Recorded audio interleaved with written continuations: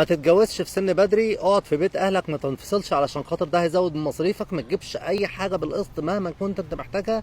اللبس اللي انت بتلبسه دلوقتي ممكن يكمل معاك لسنتين قدام. ما تفكرش ان انت تجيب اي حاجه تاني.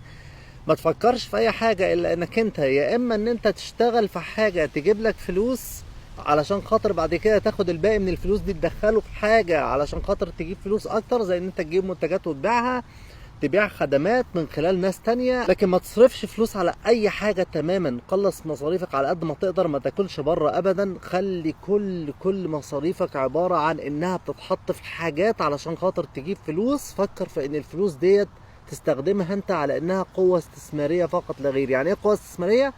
يعني لو انا هجيب تليفون ثمنه 1000 دولار مثلا، لازم افكر هو ال 1000 دولار دي كانت ممكن تتحط في ايه وتجيب كام. لو كنت جبت بضاعه ب 1000 دولار وبعتها مثلا على اي حته، على فيسبوك ماركت بليس، عملت لها كونتنت على تيك توك، عملت اي حاجه بالشكل ده، كانت ممكن تجيب لي كام. دي القوه الاستثماريه بتاعت نفس ال 1000 دولار اللي انت كنت هتصرفها في تليفون مثلا.